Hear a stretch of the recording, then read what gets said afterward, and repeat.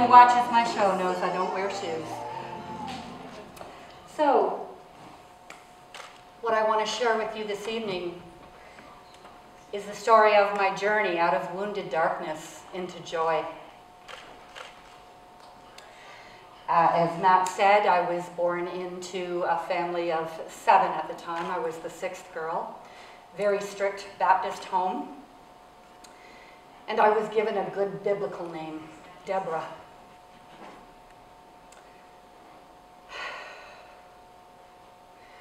We moved into my uncle's home, and there was 5 of us still at home, and never less than 4 boarders, so a lot of strangers around the dinner table. The first time I was molested, I was 6. It was a boarder. I didn't tell anyone because I didn't know it was wrong. I didn't know. When I was 8, my youngest sister was born on my birthday. The one thing, wrong size, wrong color, and you can't send it back. But what happened was there was a new kid in town and I was no longer the favored baby. First disconnect. When I was 9, we moved to a trailer court and I met Linda. Linda had lots of brothers. They were fascinating to me because I only had one.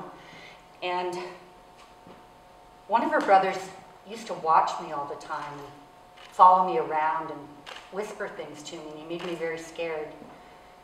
But I never told anybody. I didn't know how.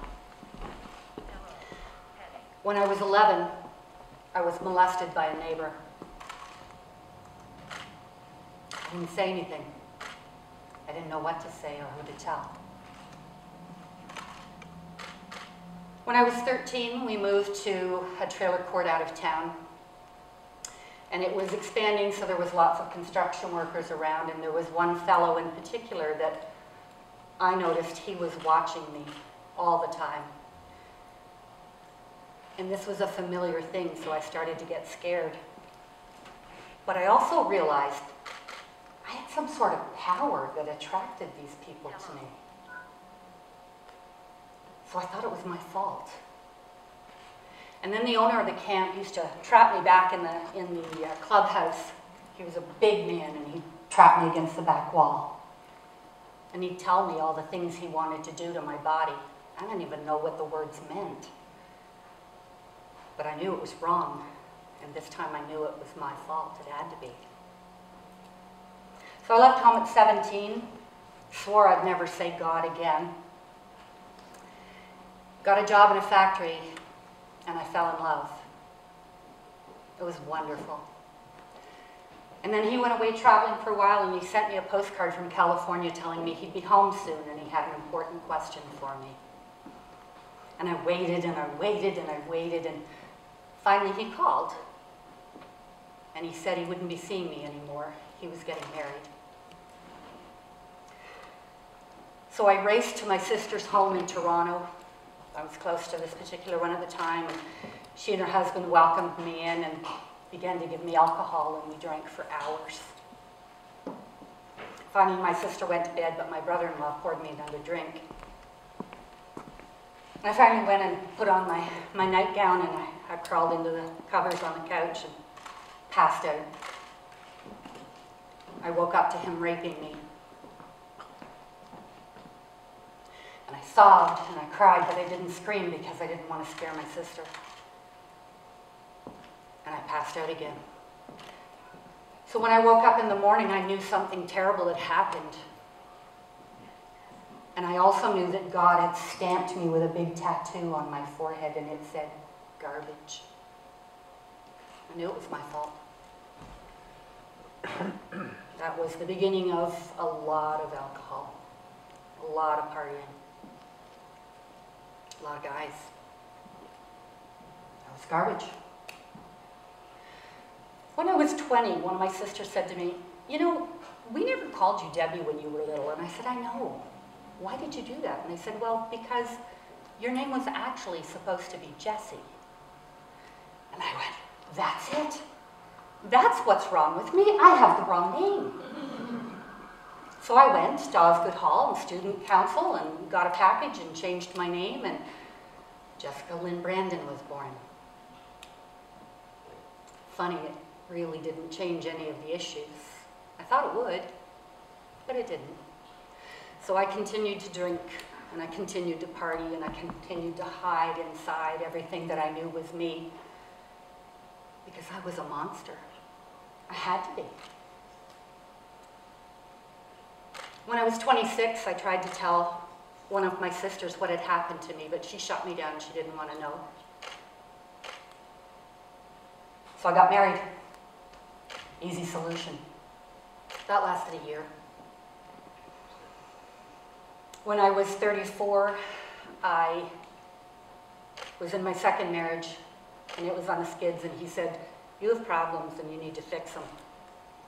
So I called the Rape Crisis Center, and within a week I was in an incest survivor group. That was the beginning of the change. Now, a lot of things have happened in between then and now. I went to confront my family. I say confront, I just needed to talk to them. I needed them to know what had been happening to me. And I was disowned. So there I was out in the world by myself. There was 40 people that hated me. Big family, lots of kids.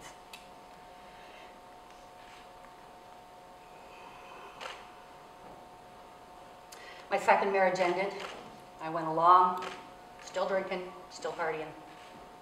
Got engaged, got pregnant, got unengaged. He didn't want any more children. So I had her on my own. And while I was pregnant, I bumped into this lady who took me to a reading group. It was a spiritual reading group. They'd already been running for 3 years, and I was a member for 12 years. They were God-sent, although I couldn't have said it then. They became my new family.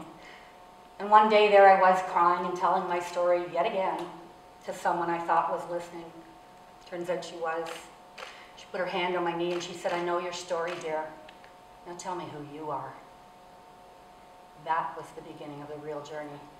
And I began to seek people out and ask questions and try to figure out why I was so broken and wounded. What had I done wrong? And they told me I hadn't done anything wrong. What I needed to do right was to learn to love myself, to learn to believe in myself.